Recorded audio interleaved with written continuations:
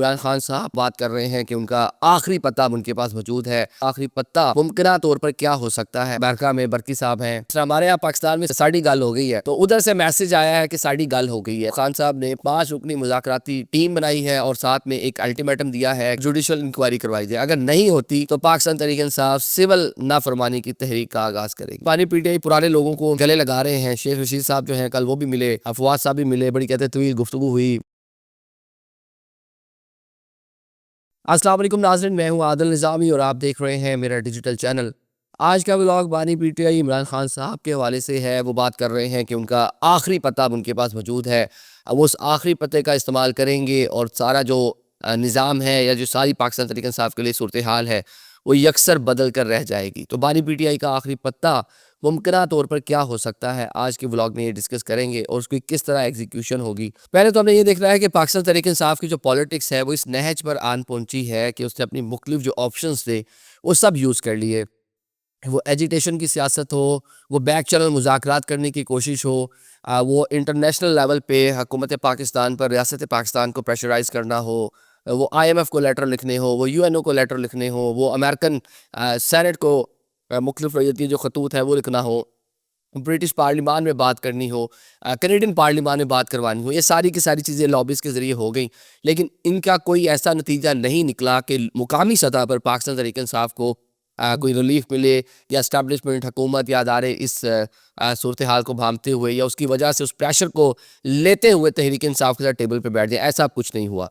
Locally हमने देखा different एहतजाज हो गए। डी चौक की फाइनल कॉल थी वो भी नाकाम हो गई। उसमें स्ट्रेटजी तब्दील थी। बुशरा बीबी भी थी, अलीमा खान भी थी, अलीम गंडापुर भी थे, टास्क भी दिए गए थे, मोबलाइज भी किया गया हर चीज़ की, लेकिन उस तरह से जो नताइज हैं वो पाकिस्तान तहरीक इंसाफ को नहीं मिल पाए। अब आखिरी पत्ता क्या हो सकता है, ये हमने देखा। जनाब नुसरत जावेद साहब जो हैं वो अपने प्रोग्राम में बात कर रहे हैं कि टेक्सास अमेरिका में बरकी साहब हैं, गालिबन सजाद बरकी साहब, उनकी बात हो गई। इसलिए हमारे यहाँ पाकिस्तान में सियासत में बड़ी बात होती है कि हमारी बात हो गई है, साड़ी गल हो गई है।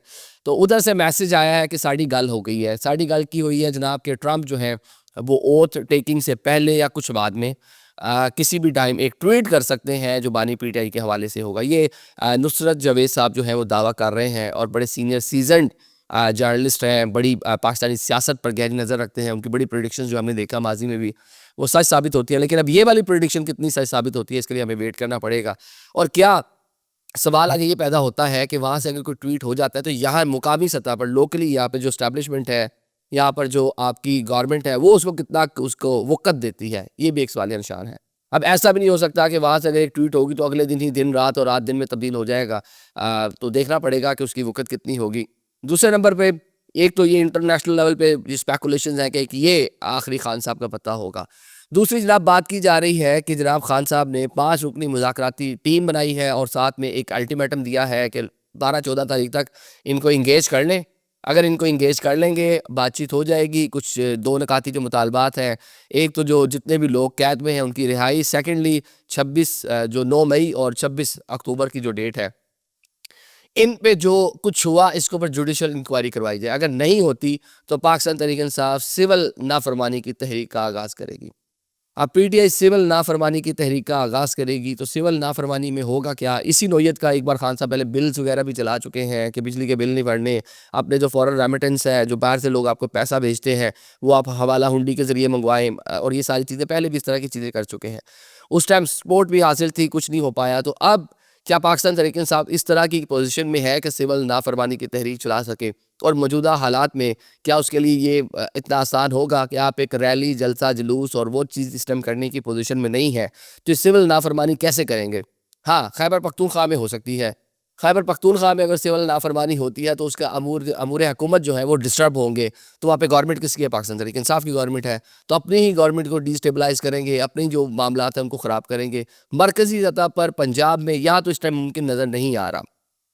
तो बज़ाहिर पाकिस्तान तहरीक इंसाफ के पास इस टाइम एक सिर्फ दलासा और अपने जो लोग हैं, अपने जो कारकुनान हैं, उनका मुराल बुलंद करने के लिए कि आपने अभी तक जितने कार्ड शो किए आप उस पे कामयाब नहीं हो पाए, आपका कारकुन जो है वो गम और गुस्से का शिकार है, वो अली भी गंडापुर पे उंगलियां उठा रहा है, वो पार्टी की जो दीगर क़यादत है उसके ऊपर उंगलियां उठा रहा है, तो उसके लिए सिर्फ आपने एक कह लें कि एक नया आपने एक नारा बुलंद किया है कि जनाब मेरे पास ये आखिरी चीज़ है और ये गोल्डन कार्ड है, जब मैं इसको यूज़ करूँगा तो आप बेफिक्र रहें जनाब, सारे सानियाँ हो जाएंगी, मैं भी बाहर आ जाऊँगा, बाकी लोग भी बाहर आ जाएंगे और शायद हम गवर्नमेंट भी बना लेंगे और शायद जिन लोगों ने हमारे साथ ये किया वो किया उनसे इंतकाम भी ले लेंगे।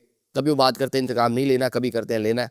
तो अब देखते हैं कि इसमें पाकिस्तान तहरीक इंसाफ कितनी कामयाब होती है। बज़ाहिर मौजूदा सिचुएशन हालात में लगता नहीं कि इसके इतने असरात होंगे, लेकिन जो पहली ऑप्शन जिस पे नुसरत साहब बात कर रहे थे उसमें हो सकता है कि कुछ ना कुछ बानी पीटीआई को इतना रिलीफ ज़रूर मिले कि वो अडियाला से बाहर आकर बनी गाला आ जाए, लेकिन आगे उनकी पॉलिटिक्स क्या होगी उस पर मुझे नहीं लगता कि उस तरह के कोई ज़्यादा असरात हो सकते हैं।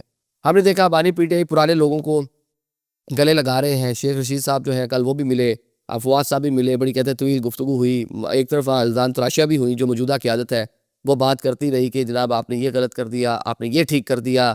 अलीमा खान बैरिस्टर गौहर को कहती नहीं आपने नंबर्स कम दे दिए हैं कैजुअल्टीज़ के, और सलमान अकरम राजा अपनी जस्टिफिकेशन देते रहे। ये तो जो मौजूदा क़यादत है ये तो इसमें उलझी हुई थी, लेकिन जो साबका क़यादत है वो बगलगीर हो रही थी खान साहब से।